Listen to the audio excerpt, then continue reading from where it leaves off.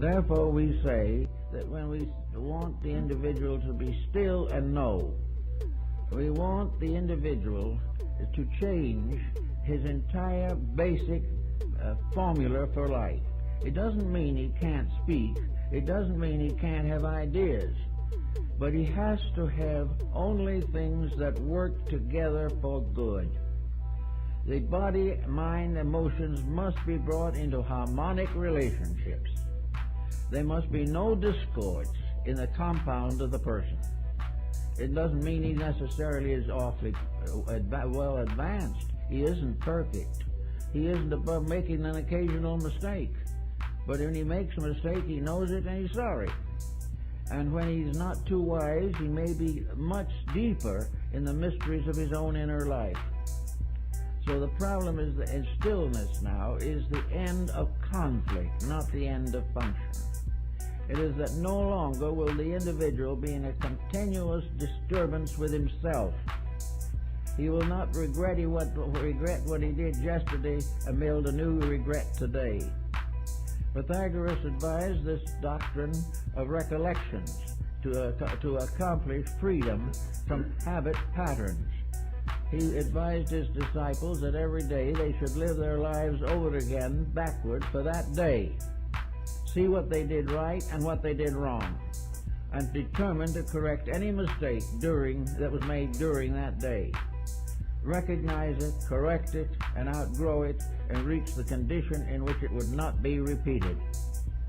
So what we're asking for, really, is a good-natured person of kindly disposition who has managed to get over griefs and grievances, who is able to live in pleasant relationships with other people, who is not jealous, who does not tear down reputations, and doesn't lock in feuds with anybody, who holds no violent dislikes over subjects they do not understand, do not take sides on problems they do not know, but whatever happens, remain open and ever watching for the good, and watching and rewarding only the best of their own conduct. This means a more or less simple life. One way that the medievals found to gain this simple life was by joining the clergy.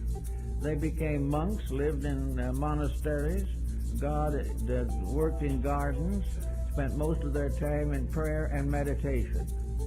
But this didn't work quite well either, for in this case, the isolation was the individual arming himself against himself. He was determined to destroy the opportunities to make mistakes and gain virtue in that way. It's not done that way. It doesn't work. The individual does not recover from his mistakes because he locks himself away from temptation. Because temptation is still there, and all kinds of internal pressures affect him and afflict him even while he is in a monastic existence. The answer to the whole thing was, stay in the world, but be able to live your own inner life without worry and fear. And if other people wish to ridicule it, let them. But do not resent their ridicule. It's not worth it. Do that which your inner life tells you is right. And in order to do that, you have to get a message. Now, messages coming from the inner life are often mistaken. Very often what we consider to be a vision is merely a way of supporting our own personal attitudes.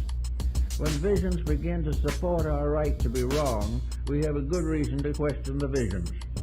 Visions can be nothing but nightmares. They can be nothing but psychological expressions of our own defects. They can reveal to a clinical trained psychiatrist or psychologist just what is wrong with our dispositions and why we're in trouble. This type of vision or dream is of no basic value except as a warning. And the individual does not need to have an elaborate analysis of this. For if he has pressures, he will have dreams. And most of the dreams will be related to his pressures, either justifying them or trying to help him to fulfill the things that have created the pressures. So we don't go on that level. But if there are no pressures, if there are no intensities, if the individual is living a very quiet, reasonable, and natural life, perhaps he'll be a little like Jacob Boehme, the great German mystic. He was raised and educated as a shoemaker. He was an apprentice shoemaker. Finally, we got his papers and became a master shoemaker and lived in the little town of Görlitz all his life. He was married and had children. He attended the Lutheran Church, and he was a very simple person with only the education possible from a local school, which probably taught him only enough to read the Bible. So this man quietly, peacefully made a strange compact with himself. He resolved to live as best he could in his simple way, the best he knew. And he was a very quiet man and a very charitable man. And when the Lutheran communion turned against him, very bitter, he never for one moment showed the slightest resentment. While they were denouncing him in the church, he was sitting in his pew and listening to it. He was unwilling to even pick a quarrel with the men who were accusing him of heresy. Fortunately, at that time, the Inquisition was not in control in Germany, so all they could do was downgrade him. But actually, in this very simple family way, they say a very wonderful father, a faithful husband, a good friend, and an absolutely honest craftsman who marked every shoe he made and guaranteed it. To this simple man came some of the most extraordinary visions recorded in history. One day, while he was working in his shop, he got a chance to look up, and he saw a ray of light striking a pewter plate on the wall. This ray of light struck him in the eyes, and in that moment he had a vision of another world. And this vision he had of another world had none of the peculiarities that we associate with sectarianism. It was a world which he had not even a terminology for. He borrowed all kinds of words from his friends and neighbors because he had no words. He also was able to gain some terminology from alchemy and astrology and other subjects, but he used them always in his own way, not the way they were originally being used in the communities. Little by little, Boehme discovered in himself a strange and wonderful truth that was the basis of all his thinking and all his living. He said that in the very beginning, there was nothing in the universe but peace. That this peace reached everywhere, and everyone was in peace with everyone else. And they talked to God, and God answered them in the voice of a small child, a very gentle child, not much older than themselves, because he was speaking to common people and not to great scholars. And they were all peaceful until along came Lucifer. And Lucifer was self-willed, and by self-will fell the angels. And when Lucifer asked deity for certain privileges, he was a faithful cherub at that time, God spoke again in the voice of the little child and said what was necessary. And Lucifer said, "Oh no, I don't like this. I don't want to live in a universe that is ruled by a small child. And if the deity can't speak out the great and glorious words I want to hear, I'm going to take over the job." Remember, this is in Low Dutch in Germany. So he said, "I'm going to take over. I'm going to run the universe now."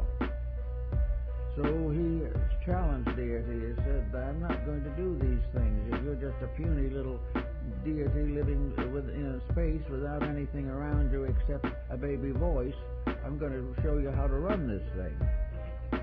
And at the moment that he said that was the moment of the great disobedience. And in an instant, the heavens completely changed. Everything changed. The sky was filled with great spiritual powers. In the midst of them was seated or placed the ineffable deity, with all power, all splendor, all skills, and the thunder and rumbling voice that could be heard everywhere. And it is thus that the pride of Lucifer opened the abyss of the self, opened the world of sorrow and pain, because he had tried to take over the management of the universe, and because he could see no God until he disobeyed, and then the whole glory of heaven broke upon him. Now there's something about this. It's almost a beautiful myth or legend that can be carried right on down. For the man taking over the universe because God didn't seem big enough to handle the job is something that we all might think about occasionally. Also in all the problems that we have. When we think of the universal divine plan as too weak to handle us, to take care of our problems, so that we have to suddenly become helpers in this deal, we may get into serious trouble. But Baby was essentially a great mystic, and he pointed out that when the human being becomes aware of the realities and uses them properly, the great grief or the great sorrow fades away again, and man and God live together in infinite community, always man obeying that which was eternally ordained to be obeyed. So in this way, Bamey had his statement of silence, of peace, that was disrupted by the rise of human faults, human emergencies, and the forever human optimism and complacency. So that to be still is to know the universe as stillness. To be still is to hear the voice of God in the voice of a small child.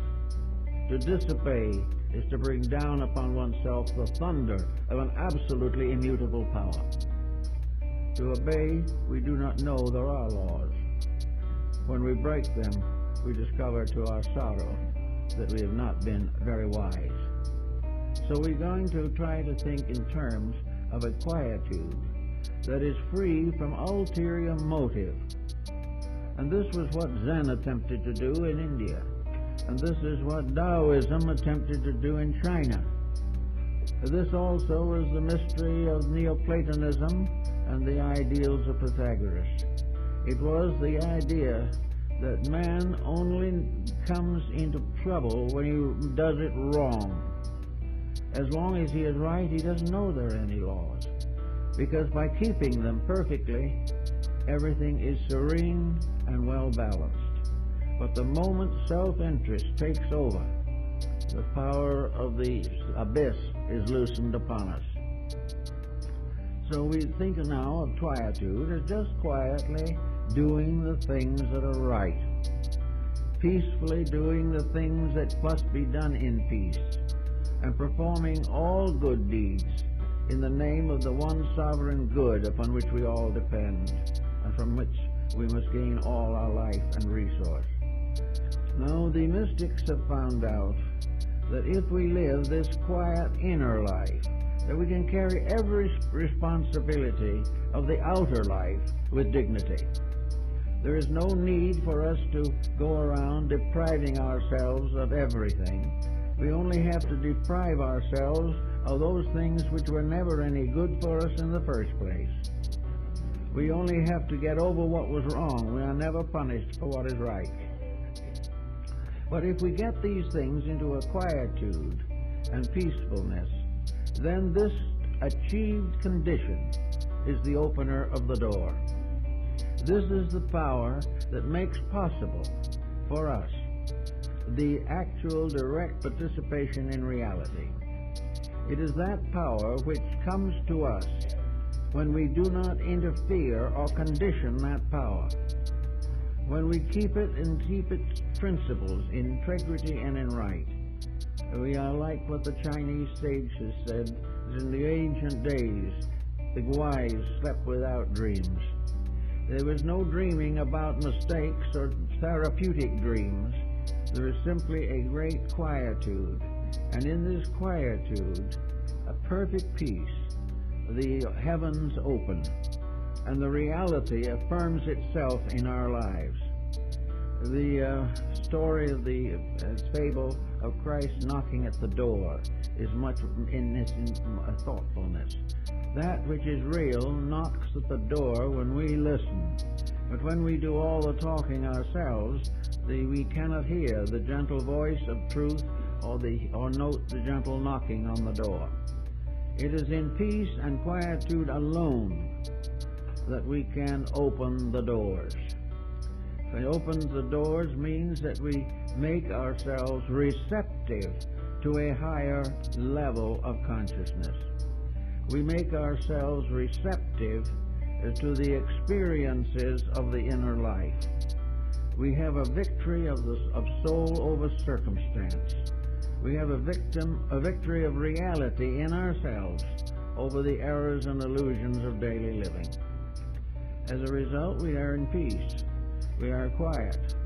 Now, in the old initiation rites, we were usually subject to very serious tragedies.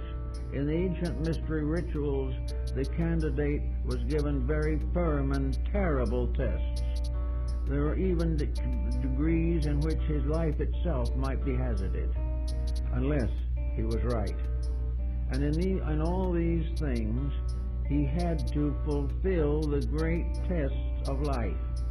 He had to recapitulate his own existence and go through a series of harrowing circumstances which would result finally in his attainment of oneness with the inner consciousness. Well, maybe today we're still taking the same rituals. We don't call them rituals anymore. We call them mistakes of other people, or inabilities of governors to govern, inability of the governed to govern himself. All these things we now call blames. Probably they are actually tests, experiences which will never cease until we stop making the mistakes that cause the trouble. There will never be a time when social legislation can prevent the individual from making a mistake. And we can never have perfect leadership until we have an intelligent following. There must be dedicated followers and enlightened leaders. And in every case, the enlightenment means self-victory, the victory of the inner life over the outer circumstances. the outer temptations, the outer beliefs, the outer circumstances which lead to trouble. So the Buddhists and the Zen people, for instance, have a very quiet method of meditation. They sit quietly and they simply allow not a blank to set in. The idea is not to make the mind a blank.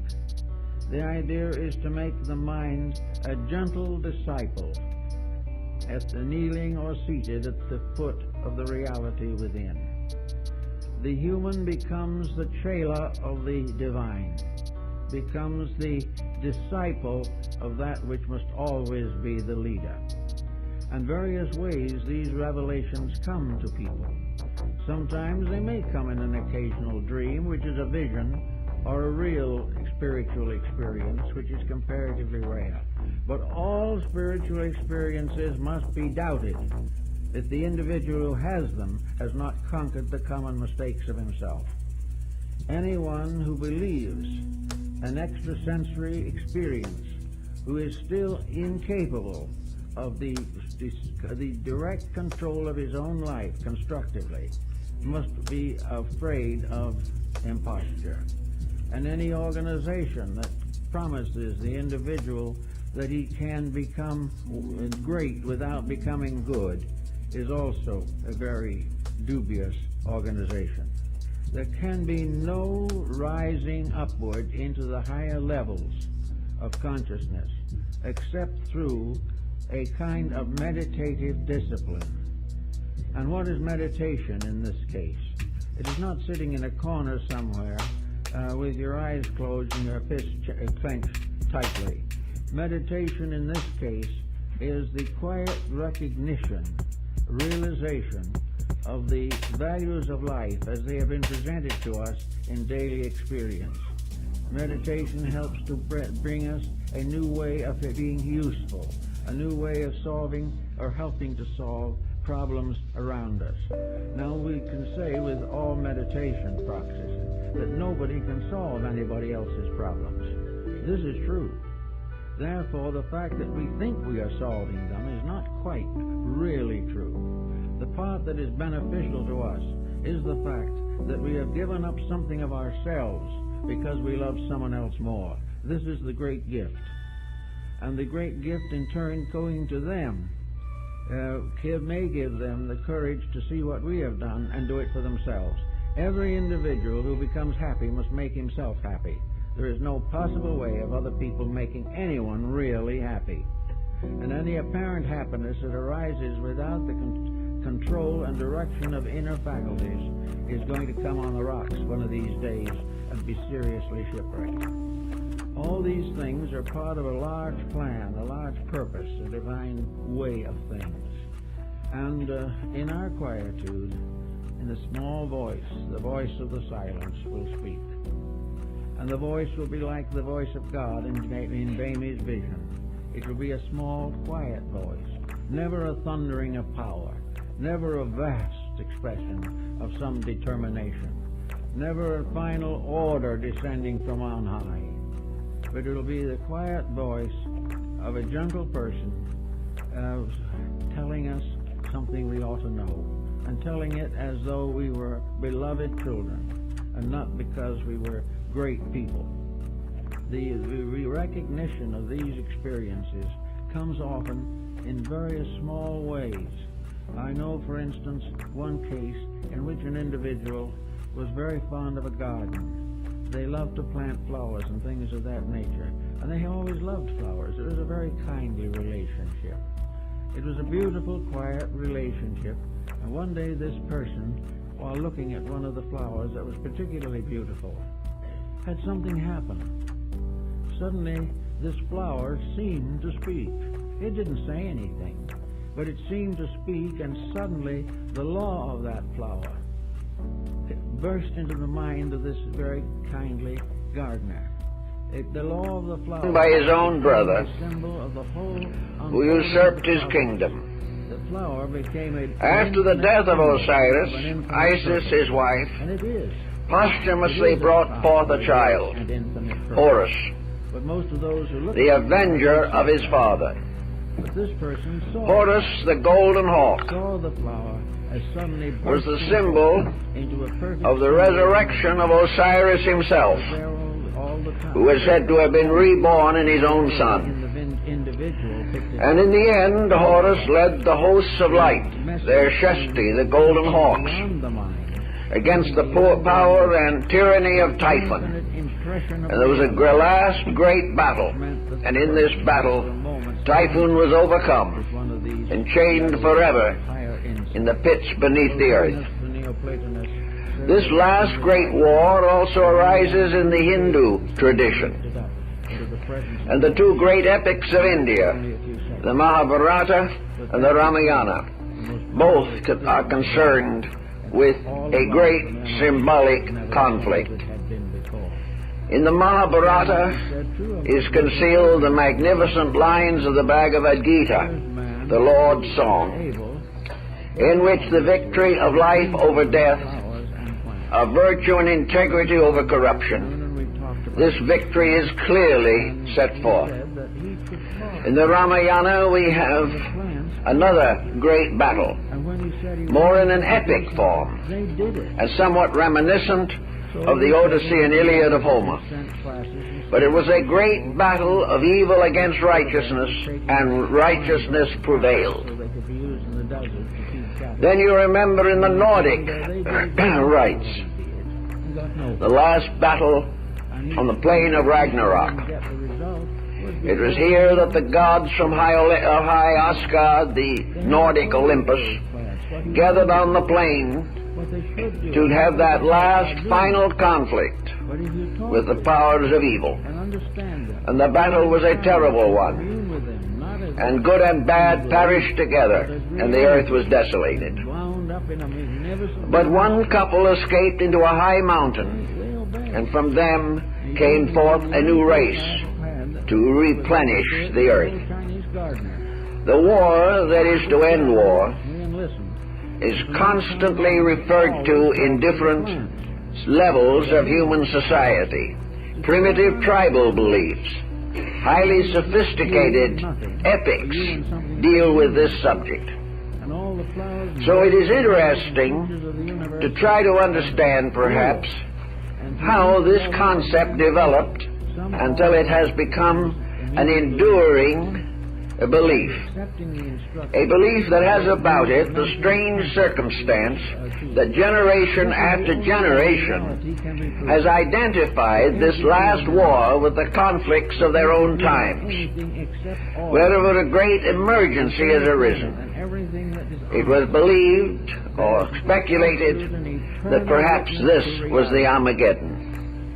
And because the date was never given, there was no way of confirming it. I think, however, that if we study the subject in the spirit of the Sibylline prophecies and the great prophetic books of the Bible, Isaiah and Revelation, and perhaps the Chaldean oracles of the Zoroasters, we will come to a little different point of view as to the meaning of this magnificent, elusive prophecy. I think we will discover that it traces back perhaps to an intuitive quality within man himself. I think the human being, in the depths of his own nature, is a prophet.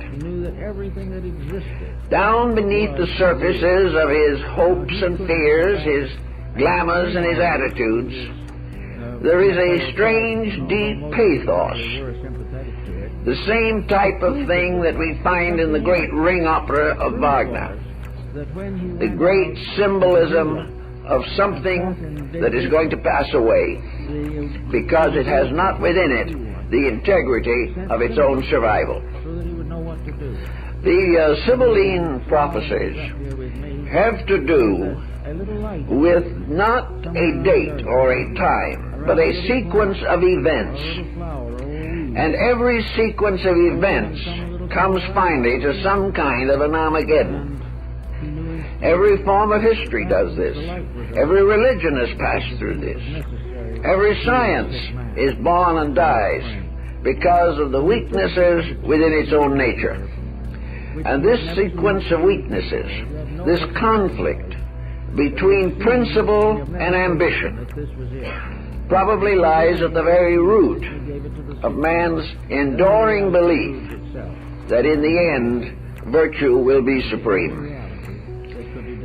We see this very much about us today. We see it in the lives of individuals and in the motions of states. And probably in the last 2,000 years, we have seen strange fulfillments of warnings. We remember the admonition that those who live by the sword will perish by the sword. And this has happened many times in history. It is a prophecy that is forever fulfilling itself, not once but many times. We recognize this tragedy of human ambition, and that it exists because of human ambition. We read of Alexander the Great, dead at 30 under the walls of Babylon. Caesar, assassinated at the foot of Pompey's column. We see Napoleon, dying of cancer on the island of St. Helena.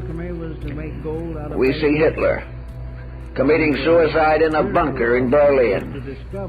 We see Mussolini, hung from a lamppost in northern Italy. The path of glory leads but to the grave. Therefore, there is some reason why these various mistakes that people make individually and collectively have a consequence which is unavoidable. We are told in the Bible that cause and effect follow each other. We are told that as ye sow, so shall ye reap. Buddha puts it in slightly different words when he says, effects follow their causes, as the wheel of the cart follows the foot of the oxen. Therefore, wherever there is a causation of catastrophe, and that causation is not transmuted, then evil is not corrected, then in the due course of time, the catastrophe comes. It is unavoidable. And down inside of ourselves we know this, but we do not want to admit it. Each individual wants to be an exception to the law of cause and effect, but no one is an exception. And unless the individual builds his life upon integrities, he is going to inevitably come into conflict with law. Not man-made law necessarily, but the law governing life itself. For there are principles in the universe which cannot be violated. And I think the whole story of the Armageddon represents the climax of any type of sequence of events in which evil predominates. We find it in our personal lives. We find it in the story of the alcoholic. He feels that he is going to be an exception. Yet if he continues and does not correct his faults, he will die of his own shortcoming.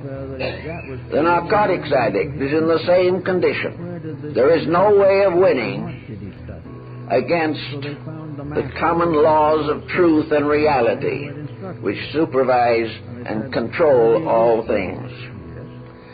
Even in business and politics, in all the different professions, we are seeing today a great deal of harvesting. We are seeing every day how mistakes have been allowed to pile up, how individuals have placed their own advantage above the common good, and as a result have brought the common good and themselves down into ruin. We are aware that constantly that which is not true comes into conflict with the inevitable patterns of reality which cannot be violated. Every effort we make to transgress ends only in a disaster for ourselves.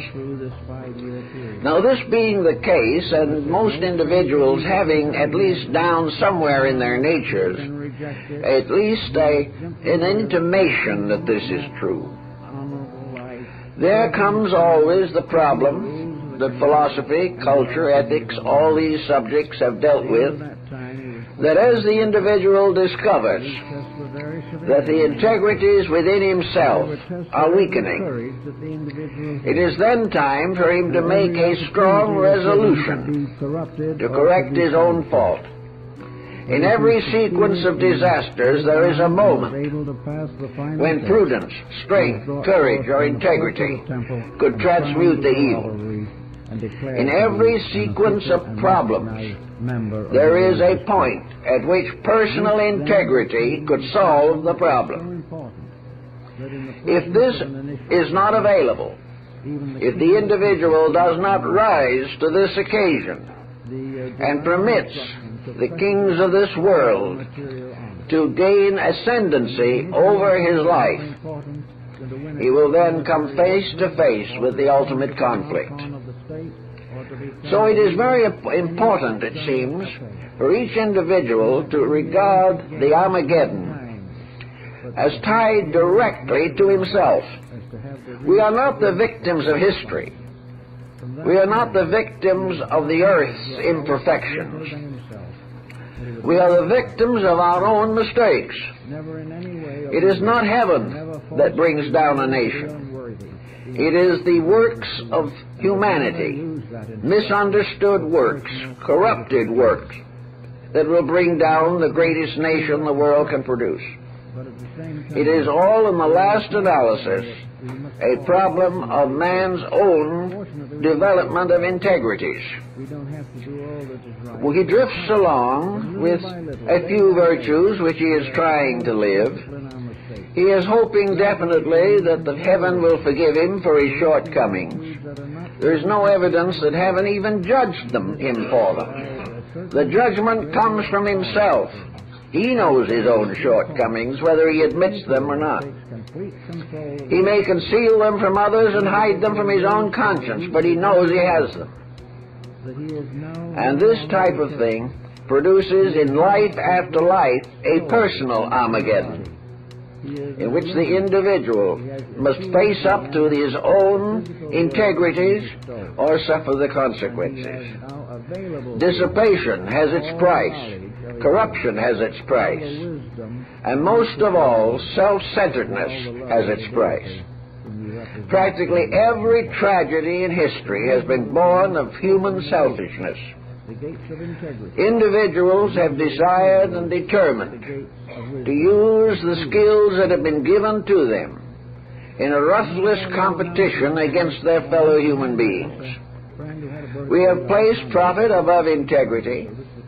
We have placed the struggle of competition as an inevitable truth, and cooperation as a dim, idealistic uncertainty. As a result of that, we have created in each department where we have compromised principles the beginnings of a story that will end in an Armageddon. In every case, we finally come face to face with the facts. We either meet them or fail. If we meet them, we have achieved the purpose of life, which is victory over weakness.